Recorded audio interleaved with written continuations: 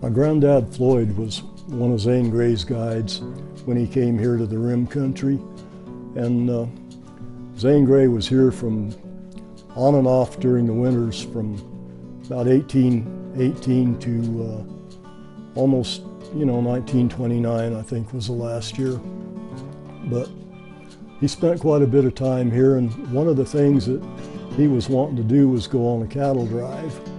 And my granddad Floyd just happened to have a bunch of cattle that some of the ranchers had thrown together that they wanted to drive up to Winslow to sell. And Zane Grey asked if he could go along, and he had 2 or 3 people in his party also that went along. My 2 great aunts, my granddad's sisters went, Mirth and Merle, and my great uncle Louis Pyle went on this drive. I don't know the names of the Zane Grey people that went, but they started out down at the Myrtle Ranch, went up the Myrtle Trail, and took the trail on down Dane Ridge, and crossed East Clear Creek, and drove on into Winslow. It took 4 days to make that trip, and Zane Grey went along with them and slept out just like everybody else did. Granddad said he made a pretty good hand. He didn't just ride along, he helped with the cattle, and said he was a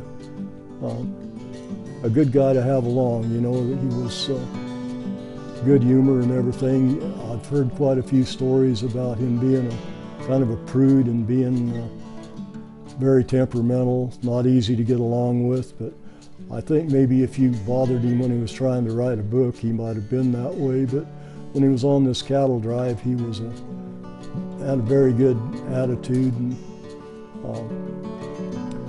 they got into Winslow, and it was pretty late in the evening, and they were cold and tired and hungry, and they went down to the Harvey House, which was a railroad station.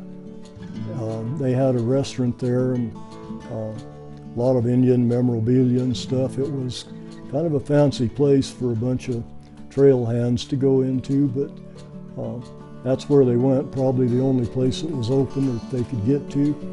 And when they walked into the restaurant, a lot of the people in the restaurant were not very happy to see him, and so they ushered him kind of into a back room, and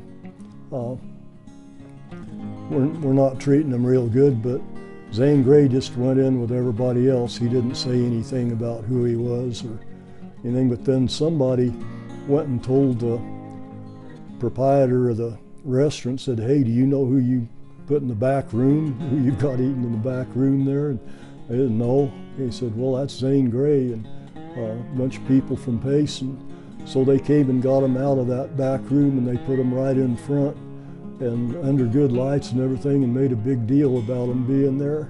But Zane Grey hadn't said a word about it. He wasn't trying to be any different than the rest of the cowboys, and that's what he wanted to be and what he wanted to be like and the experience that he wanted. So I thought I'd share that story with you. And